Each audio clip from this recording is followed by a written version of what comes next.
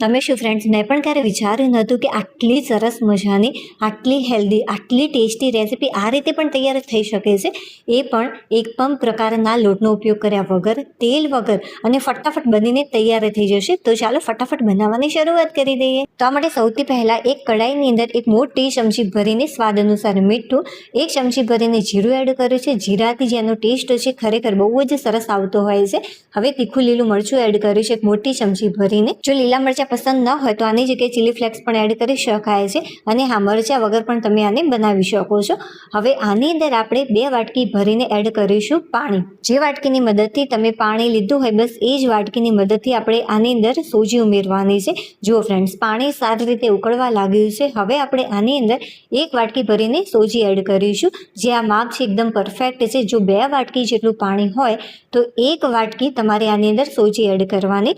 શરૂઆતમાં જે ગેસની ફ્લેમ હતી મેં ફાસ્ટ રાખી હતી, અને ત્યારબાદ સોજી જ્યારે આપણે એડ કરવાના હોઈએ તરત જ ગેસની ફ્લેમ એકદમ ધીમી કરી દેવાની. ધીમા તાપે ફક્ત 1.5 મિનિટની અંદર સરસ મજાનું કૂક થઈ જતું હોય છે. જો તમે ગેસની ફ્લેમ મીડિયમ રાખશો તો આ 1 જ મિનિટની અંદર સરસ મજાનું કૂક થઈ જશે. બટ આ નીચે ચોટે ને એનું ખાસ ધ્યાન રાખવાનું. એટલા માટે જે ગેસની ફ્લેમ છે મેં એકદમ ધીમી કરી દીધી છે. તો જુઓ, ફક્ત 1.5 મિનિટની અંદર સરસ મજાનું આ ઘટ થઈ ગયું છે. જુઓ, જાણે આપણે લોટ બાંધ્યો હોય ને, બસ એ જ ટાઈપનું આ થશે.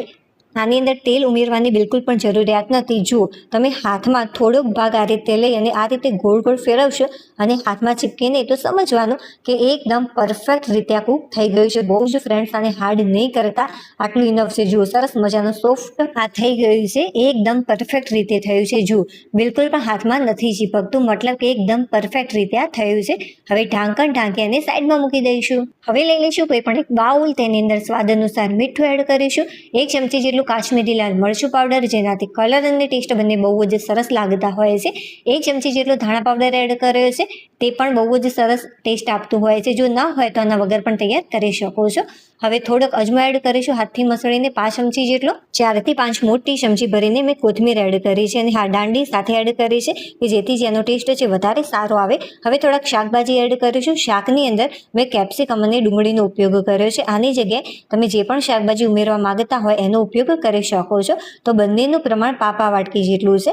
હવે ફ્રેન્ડ્સ, મેં લીધો છે ટોમેટો કેચઅપ. જો ટોમેટો કેચઅપ ન હોય તો તમે આની જગ્યાએ લીંબુનો રસ અને ખાંડ પણ એડ કરી શકો છો. તેનાથી પણ ટેસ્ટ બહુ જ સરસ લાગતો હોય છે. અને હા, આની અંદર જે અજમો છે એનું પ્રમાણ વધારે ન પડી જાય બહુ, એનું ખાસ ધ્યાન રાખવાનું, નહીં તો ટેસ્ટ સારો નહીં આવે. હવે બધા જ મસાલા આપણે શાકભાજી સાથે મિક્સ કરી લઈશું. 2 મોટી સાઈઝના મેં બાફેલા બટાકા લીધા છે. આ રીતે ટુકડા કરીને બાફ્યા હતા કે જેથી આ ઝડપથી બફાઈ જાય. અને હા, બાફતા સમયે મેં થોડુંક મીઠું પણ એડ કરીને રાખ્યું હતું. હવે બસ આ રીતે આપણે હાથથી સૌથી પહેલા તો બટાકાને મસળી લઈશું. બધા જ બટાકા મેં સારી રીતે મસળી લીધા છે. હવે બસ મસાલાને તમારે મિક્સ કરી લેવાનો, જેથી સરસ મજાનો એકદમ ટેસ્ટી અને ચટાકેદાર મસાલો બનીને તૈયાર થાય. વઘાર કરવાની બિલકુલ પણ જરૂરિયાત નથી આની અંદર. જો ફ્રેન્ડ્સ, ફાઇનલી સરસ મજાનો એકદમ ચટાકેદાર, ગળપણ કટાશ અને તીખાશથી ભરપૂર સરસ મજાનો ચટપટો મસાલો તૈયાર હશે. જો તમે દળેલી ખાંડ અને લીંબુનો રસ એડ કરશો ટોમેટો કેચઅપની જગ્યાએ તો પણ ખરેખર જેનો ટેસ્ટ છે ખૂબ જ સરસ લાગશે તમને. હજુ ફ્રેન્ડ્સ, જે મિશ્રણ છે થોડુંક ગરમ છે. તમે આ રીતે થોડુંક મસળી લેજો. જ્યારે થોડુંક ગરમ હોય ત્યારે તમને અત્યારે હાર્ડ લાગતું હશે, બટ જ્યારે તમે આની રેસીપી તૈયાર કરશો ત્યારે એકદમ પરફેક્ટ બનીને જ તૈયાર થશે. તો આ રીતે મસળો ખૂબ જ જરૂરી છે કે જેથી સારી એવી આની અંદર સોફ્ટનેસ આવી જાય. જુઓ, સરસ મજાનો લોટ મેં તૈયાર કરી દીધો છે. આ લોટનો ફ્રેન્ડ્સ તમે ટેસ્ટ કરજો, ખરેખર બહુ જ સરસ આનો ટેસ્ટ આવતો હોય છે. જાણે આપણે ખીચું ખાતા હોઈએ છીએ ને, બસ એવો જ આનો ટેસ્ટ લાગતો હોય છે. હવે તમારે શું કરવાનું, આ રીતે મોટો ભાગ લઈ લેવાનો છે. અને આ ફ્રેન્ડ્સ, જો તમને ખીચું પસંદ હોય તો તમારે આ ટાઈપના બોલ્સ તૈયાર કરી દેવાના, અને ત્યારબાદ તમે જો ઢોકળાના કુકરની અંદર આને બાફી લેશો તો સરસ મજાનું ખીચું બનીને તૈયાર થઈ જશે, એ પણ સોજીનું, અને ખૂબ જ ટેસ્ટી લાગે છે. આ રીતે આપણે હાથની મદદથી સરસ મજાનો ગોળ શેપ આનો તૈયાર કરી લઈશું. જુઓ, સરસ મજાનો મેં આનો ગોળ શેપ તૈયાર કરી લીધો છે. હવે જે આપણે સ્ટફિંગ તૈયાર કર્યું છે આ ટાઈપનો બોલ્સ તૈયાર કરી લેવાનો, અને ત્યારબાદ તમારે વચ્ચે મૂકી દેવાનો છે, અને બધી જ સાઈડથી આને તમારે કવર કરી લેવાનું છે. એકદમ ઇઝીલી આ કવર થઈ જશે. બધા જ ગોળ શેપ આપણે આ રીતે તૈયાર કરી લઈશું. તો જો ફ્રેન્ડ્સ, મેં આના 3 શેપ આ રીતે તૈયાર કર્યા છે અને બાકીનું જે સ્ટફિંગ વધ્યું છે અને જે આપણે લોટ તૈયાર કર્યો છે એમાંથી બીજી સરસ મજાની રેસીપી તૈયાર કરવાની છું. હવે લઈ લઈશું એક ઢોકળા ઉપરની જે પ્લેટ આવતી હોય છે મેં એ લીધી છે. તેલથી થોડી ગ્રીસ કરી લીધી છે અને જે આપણે તૈયાર કર્યા છે બોલ્સ એ આની ઉપર મૂકી અને ઢાંકણ ઢાંકી ફક્ત અને ફક્ત 5 મિનિટ માટે આને ફાસ્ટ ફ્લેમ ઉપર કૂક કરી લઈશું. જુઓ, 5 મિનિટ પછી સરસ મજાના કૂક થઈ ગયા છે અને બહુ જ કૂક કરવાની જરૂરિયાત નથી, આટલું ઇનફ છે. જુઓ, સરસ મજાના પહેલાં કરતાં ફૂલી ગયા છે અને ઉપરનું પડ જે છે થોડુંક હાર્ડ પણ થઈ ગયું છે, બટ આ ખાવાથી તમને સુપર સોફ્ટ લાગશે. અને હા, તમે તેલ વગર ખાવાનું પસંદ કરતા હોય તો ફ્રેન્ડ્સ આ રીતે ડાયરેક્ટ પણ તમે ખાઈ શકો છો, અથવા વધારે તમારે ચટાકેદાર બનાવવું હોય તો તમારે શું કરવાનું, થોડુંક તેલ લઈ લેવાનું. તો એક મોટી ચમચી ભરીને મેં લીધું છે પેનની અંદર તેલ થોડું ગરમ થાય ત્યારે આની અંદર થોડા ચીલી ફ્લેક્સ અને જીરું એડ કરીશું. તો બંનેનું પ્રમાણ મેં 1.5 ચમચી જેટલું લીધું છે. તમને પસંદ હોય તો તમે આની અંદર થોડોક પાવભાજીનો મસાલો અથવા તો સંભાર મસાલો પણ એડ કરી શકો છો.